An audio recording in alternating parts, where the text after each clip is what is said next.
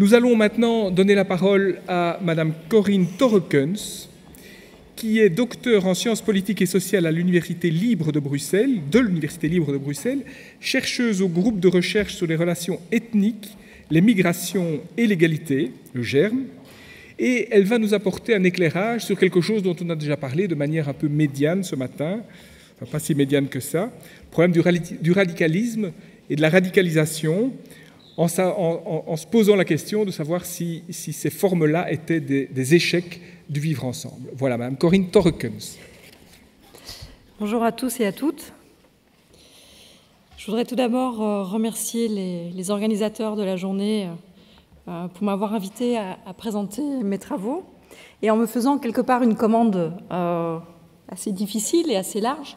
Donc à la fois la nécessité de vous donner quelques données actuelles sur les enjeux de l'islam en Belgique, mais aussi de vous parler de cette délicate, sensible et très émotionnelle question de ce qu'on nomme aujourd'hui la radicalisation violente. Alors je vais faire les deux. J'ai relevé le challenge tout en vous disant que ce contenu sur la question de la radicalisation violente, je le donne en formation et que normalement je prends une journée entière pour le dérouler calmement. Donc je vais être forcée de faire à un moment donné des raccourcis et des synthèses. Donc j'espère que vous me pardonnerez à l'avance. Voilà. Prenons d'abord la question de l'islam en Belgique. Donc, ce qu'on va faire, c'est qu'on va partir du plus général pour aboutir, en deuxième partie de la présentation, à la question plus particulière de la radicalisation violente. Donc, comme vous le savez, je ne vais pas y revenir, parce que le temps m'est compté. Même s'il y a une présence plutôt ancienne de populations musulmanes et de familles musulmanes, déjà à partir de la Première Guerre mondiale et des années 20, en fait, le gros de la population musulmane arrive avec des accords particuliers, des accords bilatéraux, avec la Turquie, le Maroc essentiellement, mais aussi un accord bilatéral avec la Tunisie, qui se sont inscrits en fait dans une tradition longue d'accords bilatéraux de main-d'œuvre qu'avait la Belgique et qu'avaient d'autres États européens par ailleurs. Je ne vais pas y revenir, je pense que c'est aujourd'hui connu et reconnu. Par contre, là où ça devient un peu plus intéressant, c'est de venir déconstruire ce que l'on nomme la communauté musulmane, qui est véritablement, j'ai presque envie de parler de mythe, une commodité langagière, plus qu'une réalité, en tout cas d'un point de vue sociologique et politologique.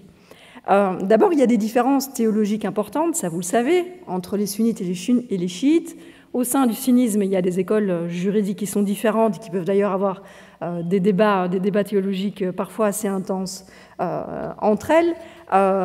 Il y a évidemment aussi des différences théologiques au sein du chiisme. Mais on a aussi, deuxième niveau de différenciation, la communauté musulmane aujourd'hui, je devrais mettre plusieurs guillemets, c'est une mosaïque d'origine ethnique. On a véritablement une pluralisation d'origine ethnique. Il y a évidemment les personnes qui sont issues du mouvement de main-d'œuvre de l'immigration marocaine et turque et de l'accord de 1964, mais il y a aussi des personnes d'origine tunisienne, algérienne, pakistanaise, évidemment des convertis, des Syriens, des Irakiens, etc., etc. Donc il y a véritablement une très très très grosse diversité au sein de cette communauté. Il y a évidemment des différences de génération, il y a évidemment des différences sexuelles et des différences de genre qui peuvent avoir une influence sur les espaces de socialisation, aussi sur la manière dont on se dit ou se visibilise musulman d'ailleurs, et il y a évidemment différents statuts sociaux, et je pourrais continuer comme ça. Il y a évidemment différents types de comportements politiques, de rapports au vote, etc., etc. Tout ça pour vous dire que lorsque les médias nous parlent de la communauté musulmane, et le prochain titre du soir de la Libre, au pire de l'ADH ou du Vif l'Express que vous verrez, vous penserez à moi en vous disant que la communauté musulmane, en fait, ça n'existe pas, et que cette forme de réification, en fait, elle est présente tant au sein des médias, des politiques, donc elle est présente auprès des non-musulmans qui ont parfois une représentation assez imagée de cette communauté musulmane, mais ce mécanisme est aussi présent au sein de certains groupes musulmans qui, pour des raisons idéologiques ou stratégiques, peu importe, essaye de passer sous silence et de gommer cette très forte diversité donc, de la communauté musulmane.